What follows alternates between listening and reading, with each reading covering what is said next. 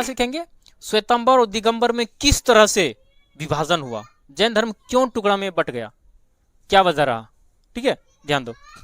तो क्या होता है, 12 वर्षों का काल, क्या हुआ, मगध में ना अकाल पड़ता, और अकाल ना 12 वर्षों तक चला था। याद रखना चीजों को, तुरंत से 2 भागों में नहीं बट गया है। 200 वर्ष बाद, महावीर की मृत्यु के 2 वर्ष बाद मगध में जो है भीषण अकाल पड़ा 12 वर्षों का। और इन अकाल के दौरान क्या हुआ, कुछ जैनी जो है जान बचाने के लिए दक्षिण भारत चले गए। ठीक है, भद्रबाहु के नेतृत्व में, किसकी अगुवाई में, भद्रबाहु के नेतृत्व में कहां चले गए, दक्षिण भारत, साउथ इंडिया। ठीक है, और कुछ लोग स्थूलभद्र के नेतृत्व में जो है मगध में रह गए।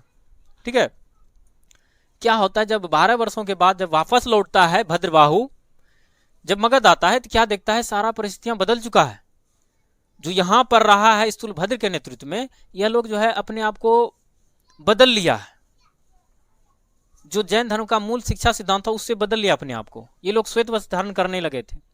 वो लोग जब आया, अपने आप को बदलना सही नहीं समझा, और वो लोग जो है वो जो है जैन धर्म का जो है कठोरता से पालन करता था।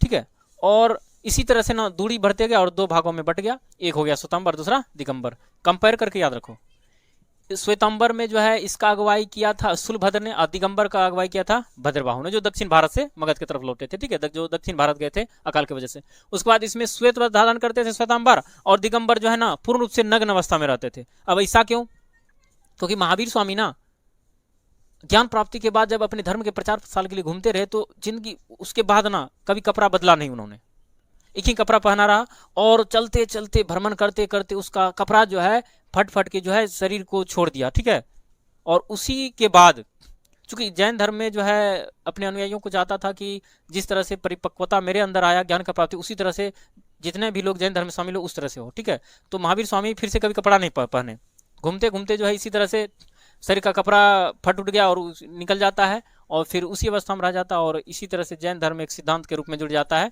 कि नग्न अवस्था में रहना। यह जो है जैन धर्म को कट्टरता के रूप से पालन करता था। ई भद्रबाहु जो नग्न अवस्था में रहता था, और ई श्वेतांबर पार्श्वनाथ के सिद्धांतों को मानते थे। ठीक है, उसके बाद स्त्री के लिए मोक्ष, श्वेतांबर में कहा गया कि महिलाएं भी मोक्ष प्राप्ति कर सकता है।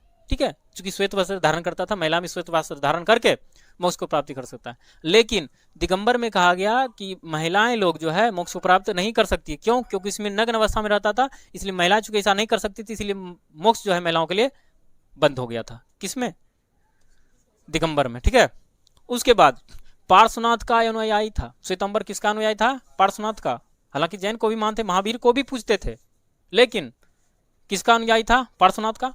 और ये जो है दिगंबर ना महावीर का कट्टर अनुयायी बना रहा। महावीर जैसे जैसे बता वैसे वैसे नग्न अवस्था में रहना बहुत मुश्किल काम होता है, और ऐसा इन्होंने करा।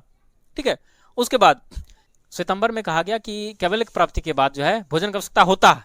ठीक है, ये बेचारा क्या कहता है दिगंबर, जिसको कैवल्य की प्राप्ति हो गया ना उसको भोजन का कोई आवश्यकता ना है। ठीक है, बताइए तो गलत बात है ना, भूखे मर जाएगा ना आदमी रे। ठीक है, ये तुम्हारा श्वेतांबर दिगंबर में डिफरेंस है। क्वेश्चन भी आता है श्वेतांबर क्या है, दिगंबर क्या है। श्वेतांबर वह है जो श्वेत वस्त्र धारण करता है। इसका अगुवाई किसने किया था, स्थूलभद्र ने। स्थूलभद्र ने अगुवाई किया, और यह जो है श्वेत वस्त्र धारण करते थे। उसके बाद में स्त्रियों के लिए मोक्ष को स्थान दिया गया, और यह पार्श्वनाथ का अनुयायी था। इसमें केवल प्राप्ति के बाद भोजन की आवश्यकता था। लेकिन दिगंबर में हम समझे यह जो नग्न अवस्था में रहता था, इसका अगुवाई किसने किया, भद्रबाहु ने। और इसमें जो है स्त्रियों के लिए मोक्ष नहीं था, प्रतिबंध लगा गया। और साथ ही साथ जो है यह जो महावीर का अनुयायी था और केवल प्राप्ति के बाद भोजन को आवश्यक नहीं मानते थे। ये तुम्हारा जैन धर्म का शिक्षा और इसका सिद्धांत हुआ। तो आई होप तुम लोग अच्छे से समझ पाए होंगे।